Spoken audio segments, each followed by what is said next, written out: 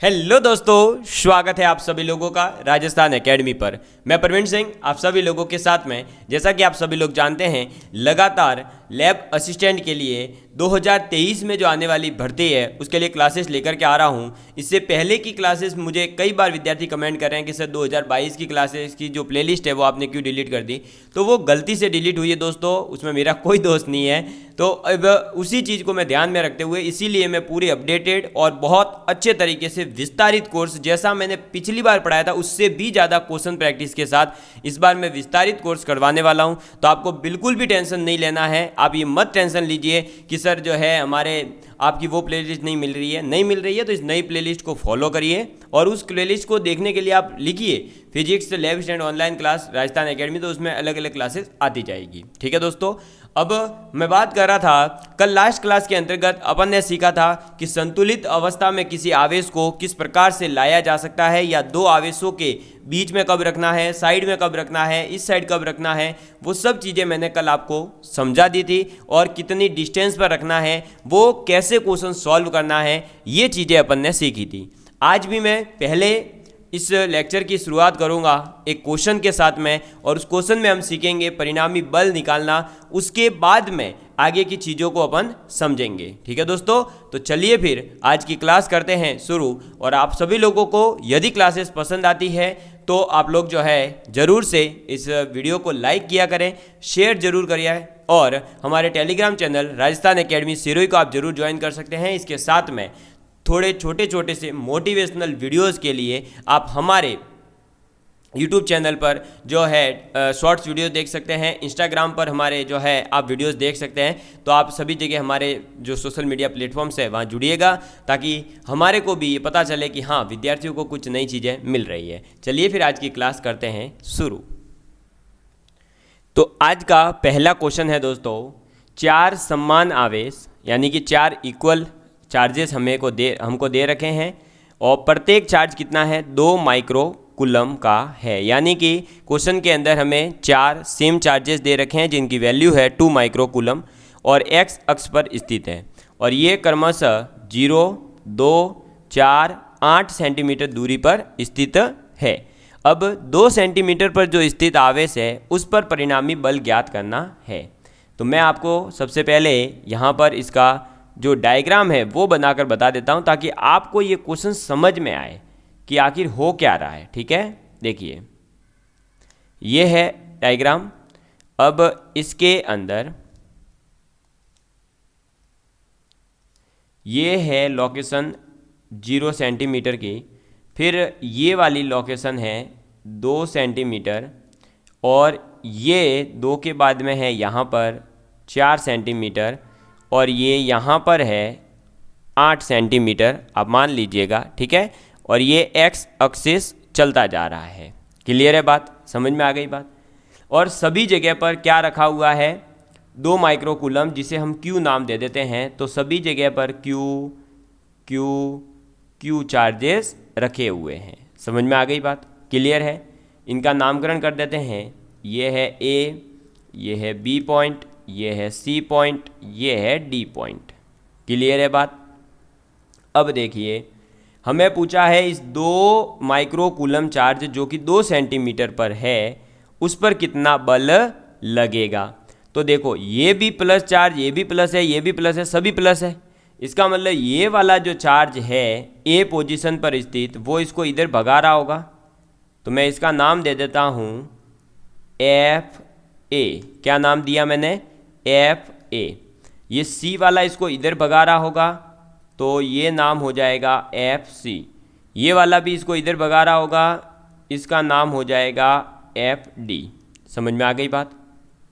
तो B point पर force कितना हो जाएगा, देखो एफ ए इधर लग रहा है और एफ सी और एफ डी इधर लग रहा है। हम तीनों फोर्स अलग अलग निकाल लेते हैं और बाद में नेट फोर्स कर देंगे। ठीक है, चलिए। तो अब हमारे पास में क्या आ गया, सबसे पहले F a force. F a force का मतलब क्या है, ये जो ओ, ये 0 सेंटीमीटर पर जो उपस्थित चार्ज है उसकी वजह से कितना लग रहा है। फॉर्मूला क्या था, के Q1 Q2, तो के Q Q upon R, R कितना है 2 सेंटीमीटर, 2 सेंटीमीटर यानी कि 2 इंटू 10 की घात -2 का स्क्वायर, ये हो जाएगा। और के की वैल्यू 9 इंटू 10 की पावर 9 है, और दो चार्जेस सेम है तो क्यू स्क्वायर हो जाएगा, क्यू स्क्वायर यानी कि 2 इंटू 10 की पावर -6 का होल स्क्वायर। और इसको जब आप सॉल्व करोगे तो ये आपके पास आएगा 90, क्या आएगा 90, ठीक है। और ये 90 आई कैप हो जाएगा न्यूटन में, ठीक है। आई कैप मतलब इधर वाली डायरेक्शन को पॉजिटिव मानेंगे तो इधर वाली नेगेटिव, इधर वाली पॉजिटिव मानोगे तो इधर वाली नेगेटिव, एक को तो पॉजिटिव नेगेटिव करना पड़ेगा ना। तो मैंने मान लिया कि ये जो एफ ए लग रहा है वो पॉजिटिव डायरेक्शन में लग रहा है, तो 90 आई कैप हो जाएगा।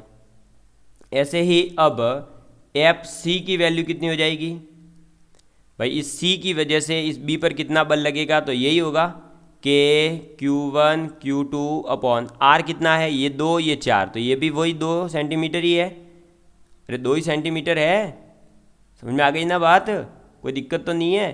तो बस तो 2 इंटू 10 की घात -2 का स्क्वायर, तो के Q1 Q2 Q दोनों की सेम वैल्यू है, ये का यही है ऊपर वाला, लेकिन यहाँ पर क्या आएगा -90 आई कैप न्यूटन हो जाएगा। क्यों? क्योंकि दोनों एक दूसरे के अपोजिट लग रहे हैं, ठीक है। और ऐसे ही एफ डी आ जाएगा, तो एफ डी की वैल्यू क्या होगी, एफ डी की वैल्यू हो जाएगी के क्यू क्यू अपॉन आर की वैल्यू कितनी है, ये 2 है या 8 है, यानी ये हो जाएगा 6 इंटू 10 की घात -2 का स्क्वायर। डिस्टेंस कैसे निकलेगी पता ही है ना, ये 2 सेंटीमीटर पर है, ये 8 सेंटीमीटर पर है, तो डिफरेंस कितना है 6 सेंटीमीटर का। इसको सॉल्व करेंगे तो कितना आ जाएगा, तो इसको जब आप सॉल्व करोगे तो ये आएगा -10 आई कैप न्यूटन। माइनस क्यों? क्योंकि सी और डी दोनों सेम डायरेक्शन में है, तो दोनों के आगे माइनस माइनस आएगा, और ए जो है अपोजिट डायरेक्शन में इसलिए पॉजिटिव। तो अब नेट फोर्स कितना हो जाएगा बी के ऊपर, तो बी के ऊपर नेट फोर्स होगा, तीनों को जोड़ दो, तो 90 आई कैप -90 आई कैप -10 आई कैप, ठीक है। ये 90 से 90 क्या हो जाएगा, उड़ जाएगा, बचा क्या, बचा केवल और केवल -10 आई कैप न्यूटन। यही हमारा आंसर है, और ये माइनस का मतलब है इस साइड लग रहा है, यानी ये चार्ज जो है इधर फोर्स फील करेगा, किधर किधर की साइड में, तो ये मेरे इस साइड में। समझ में आ गई बात, यानी कि जिस डायरेक्शन में सी और डी ज़्यादा बल लग रहे थे उसी साइड में ये बल अपने आप में फील करेगा, यानी ये चार्ज भागेगा किस साइड में, ये भागेगा 0 सेंटीमीटर की तरफ भागेगा। समझ में आ गई बात, क्लियर है आप सभी लोगों के लिए। किसी प्रकार का कोई भी डाउट हो अगर इस क्वेश्चन में तो प्लीज़ कमेंट करके ज़रूर बताइएगा। तो आप सभी लोगों को ये क्वेश्चन समझ में आ गया होगा कि 2 सेंटीमीटर पर रखे हुए आवेश पर परिणामी बल कितना होगा, ठीक है। चलिए अब मैं आपको नेक्स्ट एक और क्वेश्चन दे रहा हूँ। तो नेक्स्ट क्वेश्चन है दोस्तों आप सभी लोगों के लिए कि 2 क्यू परिमाण के बिंदु आवेश, यानी कि 2 आवेश है, 2 चार्ज है जिनका परिमाण कितना है कैपिटल क्यू, वो आपस में एक दूसरे से कितनी दूरी पर है, आर दूरी पर, ठीक है। उनको मिलाने वाली लाइन है उसके मध्य बिंदु पर, यानी मिड पॉइंट पर हम स्मॉल क्यू परिमाण का एक तीसरा आवेश और रख देते हैं, ठीक है। अब इस स्मॉल क्यू परिमाण का जो है वैल्यू क्या हो उस आवेश का, जिससे कि और प्रकृति भी बतानी है आपको, वैल्यू भी बतानी है और प्रकृति भी बतानी है, यानी कि नेगेटिव या पॉजिटिव, जिससे कि ये जो पूरा निकाय है, ये पूरा सिस्टम है 3 चार्जेस का, वो संतुलित अवस्था में हो, ठीक है। अब संतुलित अवस्था में कब होगा, जब आपस में सभी का बल नेट फोर्स 0 हो जाए। समझ में आ गई बात। तो हम सबसे पहले डायग्राम बनाते हैं एक, ये देखिएगा, ये देखिए, ठीक है। इसके ऊपर क्या है, तो हमारे पास में यहाँ पर एक कैपिटल क्यू चार्ज है और यहाँ पर भी कैपिटल क्यू चार्ज है, ये ए पॉइंट है, ये बी पॉइंट है, ठीक है। इसका मिड पॉइंट ये मान लेते हैं, और यहाँ स्मॉल क्यू चार्ज है, और ये डिस्टेंस है r/2, ये भी हो जाएगी r/2, टोटल r है आपको पता ही है। r/2 क्यों हो गई? क्योंकि इसने बोला है कि मध्य बिंदु पर स्मॉल q परिमाण का तीसरा आवेश रखा जाता है। समझ में आ गई बात? देखिए, अब आपको पता है कि ये जो चार्ज है ये मिड पॉइंट पर है, ये भी पॉजिटिव चार्ज है, तो इसको एक बार हम मान लेते हैं पॉजिटिव है या नेगेटिव है। ठीक है, अगर ये नेगेटिव भी होगा तो ये इधर बुलाएगा, ये इधर बुलाएगा, और पॉजिटिव होगा तो ये इधर भगाएगा, ये इधर भगाएगा। अल्टीमेटली क्यू के ऊपर दोनों अलग अलग डायरेक्शन में, अपोजिट डायरेक्शन में बल लगने वाला है। अब अपोजिट डायरेक्शन में ही लगने वाला है, यानी कि इस के ऊपर तो यहाँ पर तो इस पॉइंट पर तो नेट फोर्स 0 ही होगा। ये बात हो गई फिक्स। समझ में आ गई बात? यहाँ पर तो हमेशा क्या होने वाला है? फोर्स हमेशा 0 ही रहने वाला है। तो इस बीच वाले चार्ज के ऊपर तो बात करनी ही नहीं है। लेकिन हमें क्वेश्चन में बोला है कि संपूर्ण निकाय, ये देखो वर्ड यहाँ पर दिक्कत दे रहा है, संपूर्ण निकाय यानी कि तीनों चार्ज संतुलित अवस्था में होने चाहिए। तो ये वाला तो संतुलित अवस्था में हो गया, लेकिन जो ए और बी के ऊपर यानी इस लोकेशन पर और इस लोकेशन पर जो ये चार्ज उपस्थित है, इनके ऊपर भी अगर बल शून्य होता है तो ही ये निकाय संतुलित अवस्था में कहलाएगा। सीधी सी बात है। इसका मतलब इस बी चार्ज के ऊपर एक इस तरफ फोर्स लग रहा होगा, है ना? इस बी चार्ज के ऊपर एक ऐसे फोर्स लग रहा होगा, किसकी वजह से? तो मान लेते हैं ए जो है, ये ए बिंदु की वजह से इधर फोर्स लग रहा है Fa, ठीक है? और ये जो है आवेश, अब ये पॉजिटिव हुआ तब तो ये इधर भगा देगा, और इधर भी ये इधर भगेगा, इधर ये पॉजिटिव हुआ तो ये भी भागेगा। इसका मतलब ये भी फिक्स है कि ये वाला जो चार्ज है, इस छोटा q, वो पॉजिटिव नहीं हो सकता, वो हमेशा होना चाहिए नेगेटिव। क्या होना चाहिए? नेगेटिव। जैसे ही ये नेगेटिव होगा तो ये इस वाले चार्ज को अपनी तरफ बुलाएगा, यानी कि ये f स्मॉल q कहाँ बुलाएगा? अपने पास में। जबकि ये जो a वाला चार्ज है, यहाँ वाला चार्ज, ये इसको दूर भगाएगा, है ना? ये कि ये चीज़ इस a के लिए भी होगी, ये b वाला जो है इसको इधर भगाएगा, यानी कि FB, और q वाला जो है इसको इधर बुलाएगा, है ना? इसका मतलब, और आप ये भी जानते हो कि FA और FB दोनों की वैल्यू इक्वल होगी। क्यों? क्योंकि भाई इसकी वजह से इसके ऊपर लग रहा बल, A की वजह से B पर लग रहा बल, और B पर A की वजह से और A पर B की वजह से लग रहा बल बराबर होगा, केवल दिशा अलग अलग है ना? तो उसकी तो दिक्कत नहीं है। इसका मतलब मैं किसी एक के लिए, चाहे B पॉइंट के लिए चाहे A पॉइंट के लिए, नेट फोर्स 0 करके यहाँ पर स्मॉल q की वैल्यू निकाल सकता हूँ। तो मैं लेता हूँ F of A plus F of Q, यानी कि स्मॉल q की वजह से बल और A पॉइंट पर B की वजह से बल, दोनों को मिलाकर कितना होना चाहिए? 0। इसका मतलब हुआ कि F ऑफ A बराबर होना चाहिए माइनस FQ के, ठीक है? F ऑफ A की वैल्यू कितनी है?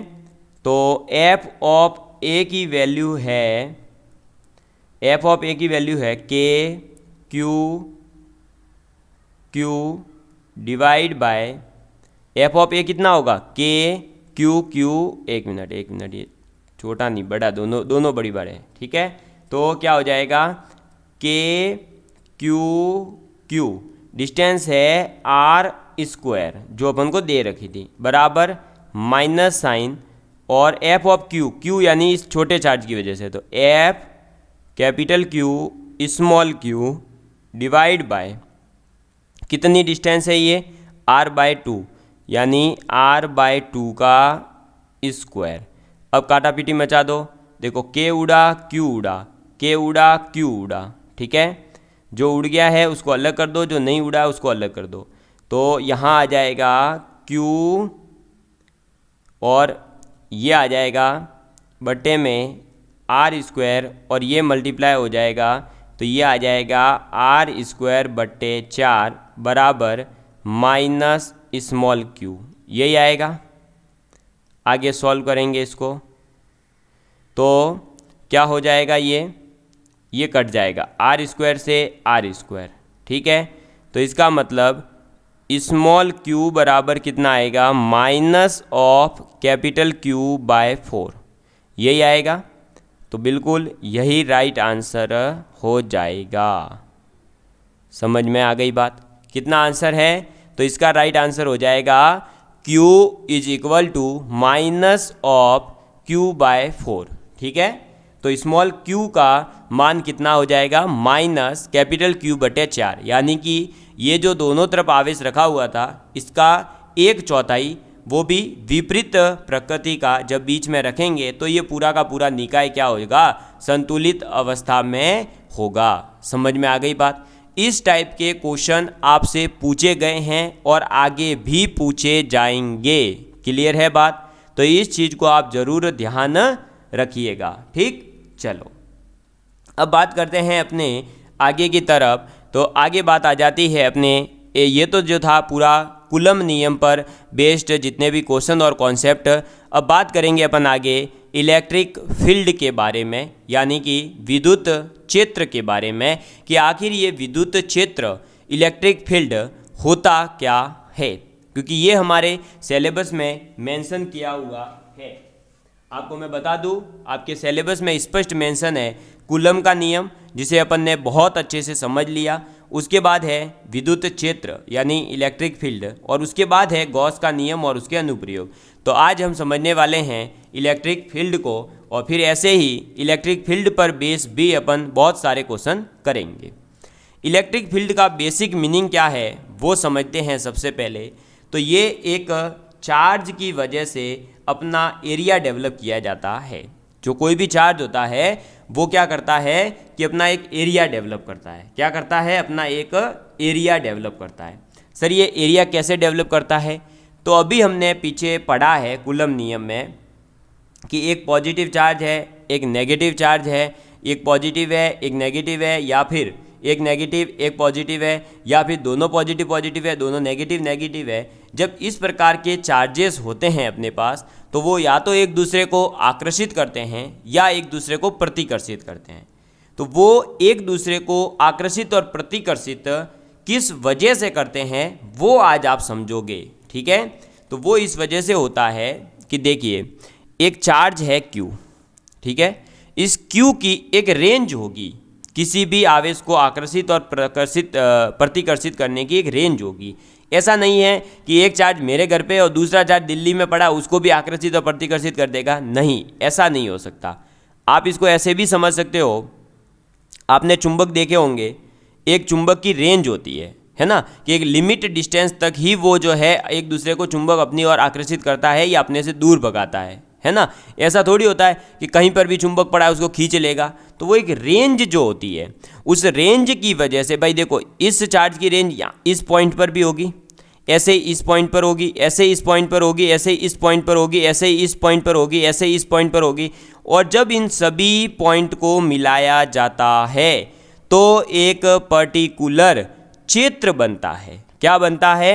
एक एरिया बनता है, एक पर्टिकुलर क्षेत्र बनता है।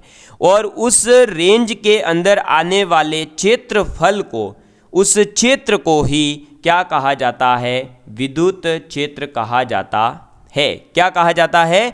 विद्युत क्षेत्र कहा जाता है। समझ में आ गई बात? इस विद्युत क्षेत्र के बारे में जब हमने कूलम नियम पढ़े तो फिर उसके बाद में जब इसके ऊपर आगे स्टडी की गई तो फैराडे ने इसके बारे में बताया था कि अच्छा ये जो अपने एक दूसरे को आकर्षित प्रतिकर्षित करने की आप बात कर रहे हो, ये ऐसा नहीं है कि कहीं पर भी आकर्षित और प्रतिकर्षित करेंगे, इसकी एक लिमिट है। और ये किसने बताया था? तो ये सबसे पहले फैराडे नामक वैज्ञानिक ने बताया था। फैराडे ने यह भी कहा था कि ये जो विद्युत क्षेत्र है, इस चार्ज की वजह से जो ये रेंज है इसकी, उसे हम कहेंगे सदिश क्षेत्र। ये क्या होगा? वेक्टर एरिया होता है, सदिश क्षेत्र होता है, क्योंकि इसकी पर्टिकुलर डायरेक्शन होगी। देखो भाई मान लो यहाँ पर पॉजिटिव चार्ज है, तो बताओ ये क्या करेगा? इसको ऐसे भगाएगा। तो ये देखो एक फिक्स डायरेक्शन है ना। ऐसे ही यहाँ पर अगर मैंने -Q चार्ज रखा है तो इसकी एक फिक्स डायरेक्शन है कि ऐसे जाएगा, है ना। ऐसा नहीं है यहाँ से घूमते फिरते फिरते ऐसे इधर उधर घूमता रहेगा। क्लियर है बात? समझ में आ गई बात? तो ये चीज़ आपको ज़रूर ध्यान रखनी है। ठीक है, इस चीज को आप कभी भूलेंगे नहीं, तो इसको आप जरूर याद रखिएगा। चलिए अब बात करते हैं अपने आगे की तरफ। तो एक मिनट इसको हटा देता हूँ, बिल्कुल। अब देखिए, अब बात करते हैं फैराडे और सदिश क्षेत्र के बारे में। समझ लिया कि विद्युत क्षेत्र होता क्या है, ये अपन ने समझ लिया। विद्युत क्षेत्र का बेसिकली मतलब क्या है, तो आपको बता दूं कि किसी विद्युत आवेश अथवा विद्युत आवेशों के निकाय के चारों ओर स्थित वह क्षेत्र जिसके अंतर्गत अन्य आवेशित कण जो है वो अपनी प्रकृति के अनुसार आकर्षण अथवा प्रतिकर्षण का अनुभव करते हैं, उस क्षेत्र को विद्युत क्षेत्र कहते हैं। ठीक है, इस विद्युत क्षेत्र की सर्वप्रथम जानकारी फैराडे नामक वैज्ञानिक ने दी थी और इस विद्युत क्षेत्र को एक सदिश क्षेत्र कहा जाता है। समझ में आ गई बात? तो आपको ये बात क्लियर हो गई होगी कि कोई भी आवेश अपने एक दूसरे को आकर्षित और प्रतिकर्षित एक रेंज तक करेंगे, और जिस रेंज तक वो प्रतिकर्षित और आकर्षित कर सकते हैं उस पर्टिकुलर क्षेत्र या उस रेंज को ही हम क्या कहते हैं, विद्युत क्षेत्र कहते हैं। अब हम समझेंगे कि ये जो विद्युत क्षेत्र है, ये तो मान लिया आकर्षित प्रतिकर्षित होगा और विद्युत क्षेत्र होता क्या है, लेकिन इसकी तीव्रता कितनी होती है, इसकी इंटेंसिटी कितनी होती है, इसकी वैल्यू कितनी होती है। तो विद्युत क्षेत्र की तीव्रता यानी इंटेंसिटी ऑफ इलेक्ट्रिक फील्ड, इसे हम ई वेक्टर से प्रदर्शित करते हैं क्योंकि ये एक वेक्टर है। ठीक है ना, क्या है, ये एक सदिश होता है। और इलेक्ट्रिक फील्ड की जो तीव्रता होती है वो होती है, ये क्या होती है, एफ, यानी कि जो बल लग रहा है उनके मध्य, वो डिवाइड बाय क्यू नॉट। क्या होता है, क्यू नॉट यानी कि एक आवेश। ठीक है, तो हम ये कह सकते हैं कि विद्युत क्षेत्र में किसी बिंदु पर रखे धनात्मक परीक्षण आवेश क्यू नॉट पर लगने वाले विद्युत बल है। क्या है बेसिकली, ये एक कि इस क्यू नॉट पर लगने वाले बल के साथ में अनुपात है और कुछ भी नहीं है। या हम ये कह सकते हैं कि पर यूनिट आवेश जो बल लगता है उसे हम इलेक्ट्रिक फील्ड कहते हैं। तो किसी भी विद्युत क्षेत्र में पर यूनिट आवेश पर जो बल लग रहा होता है उसे हम इलेक्ट्रिक फील्ड कहते हैं। इसीलिए E बराबर होता है F अपॉन में क्यू नॉट।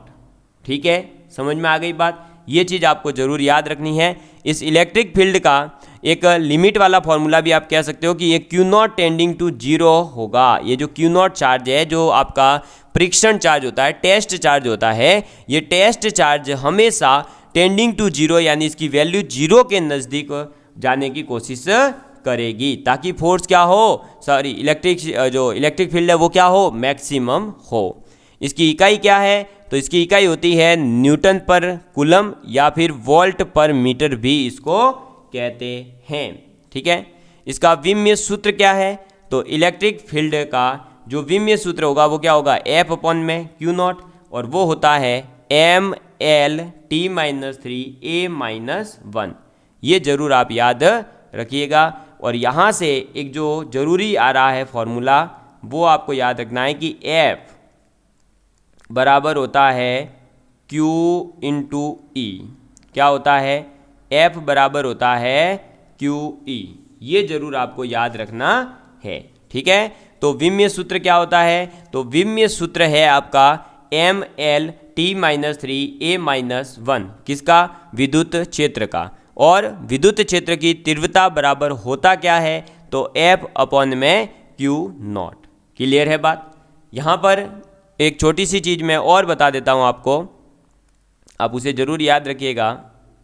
इसको मैं थोड़ा सा इधर शिफ्ट कर रहा हूँ, और यहीं पर देखिएगा आप कि अगर हमारे इलेक्ट्रिक फील्ड की डायरेक्शन ये हो, ठीक है, मान लेते हैं कि इलेक्ट्रिक फील्ड की डायरेक्शन क्या है, पॉजिटिव एक्स एक्सिस में जा रहा है। इलेक्ट्रिक फील्ड क्या कर रहा है, पॉजिटिव एक्स एक्सिस में जा रहा है। ये किसकी डायरेक्शन है, इलेक्ट्रिक फील्ड की डायरेक्शन है।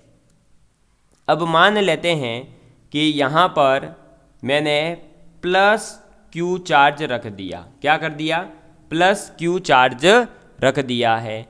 तो अगर मैंने प्लस क्यू चार्ज रखा है तो इस प्लस क्यू चार्ज की जो फोर्स की डायरेक्शन होगी, यानी इसके ऊपर जो बल लगेगा वो इलेक्ट्रिक फील्ड के डायरेक्शन में ही लगेगा। समझ में आ गई बात? ये चीज़ आप ज़रूर याद रखिएगा।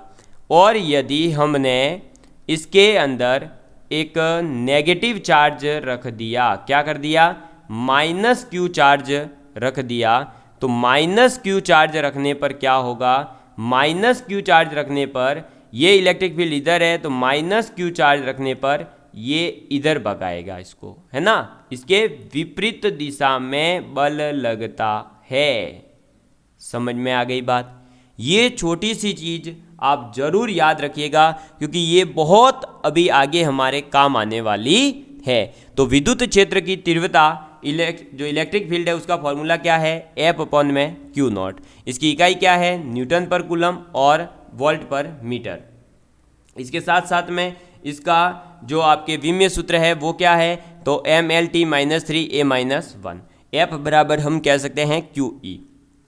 आपका इलेक्ट्रिक फील्ड जो बना हुआ है उस इलेक्ट्रिक फील्ड के अंदर यानी हमने एक पॉजिटिव चार्ज को रख दिया तो उसके ऊपर जो बल का अनुभव होगा वो उसी इलेक्ट्रिक फील्ड की डायरेक्शन में ही होगा।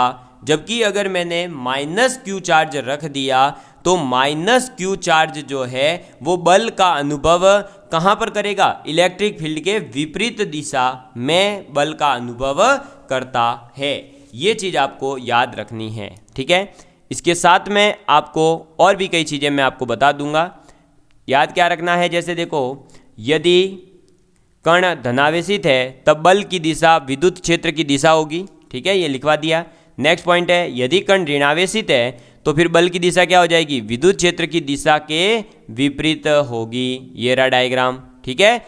इधर जा रहा है, पॉजिटिव चार्ज है इसलिए, नेगेटिव है इसलिए इसके अपोजिट भागेगा, ठीक है। ये काम कब आएगा, तो जब मैं आपको गॉस थ्योरम वगैरह पढ़ाऊंगा वहाँ ये चीज़ें हमारे काम आ सकती है। नेक्स्ट आगे बढ़ते हैं। तो किसी भी बिंदु पॉजिटिव आवेश के कारण, कोई पॉजिटिव चार्ज है अपने पास में, पॉइंट आवेश है लेकिन कैसा है, पॉजिटिव है, तो उसके कारण जो विद्युत आवेश होता है, उसके कारण जो विद्युत आवेश जब पॉजिटिव होता है तो उस पॉजिटिव चार्ज की वजह से जो विद्युत क्षेत्र उत्पन्न होता है वो हमेशा अपने से दूर भाग रहा होता है। पॉजिटिव चार्ज से हमेशा क्या होगा, विद्युत क्षेत्र दूर भागेगा, है ना। और नेगेटिव चार्ज के क्या होगा, हमेशा अपने पास में बुलाएगा। तो ये किसकी वजह से है, पॉजिटिव चार्ज की वजह से। ये किसकी वजह से है, नेगेटिव चार्ज की वजह से। पॉजिटिव चार्ज क्या करेगा, विद्युत क्षेत्र को अपने से दूर भगाएगा, है ना। ये कब काम आएगा, जब इस पर बेस्ड क्वेश्चन मैं करवाऊंगा। तो याद रखना कि पॉजिटिव चार्ज से हमेशा विद्युत क्षेत्र की लाइनें या इलेक्ट्रिक फील्ड लाइंस जो है वो बाहर निकलते हुए दिखानी है, और नेगेटिव चार्ज के लिए हमेशा विद्युत क्षेत्र जो है वो अपने अंदर की ओर बुलाएगा। क्या करेगा, अपनी ओर बुलाएगा, अपने पास में बुलाएगा। समझ में आ गई बात, ये चीज़ जरूर ध्यान रखिएगा। पॉजिटिव की वजह से क्या होगा, आउटसाइड, इलेक्ट्रिक फील्ड क्या होगा, आउटसाइड होगा, आउटवर्ड होगा। जबकि नेगेटिव चार्ज की वजह से क्या होगा, इनवर्ड होगी इलेक्ट्रिक फील्ड लाइंस, क्या होगी, इनवर्ड होगी, अपने अंदर की तरफ बुला रहा होगा, ठीक है।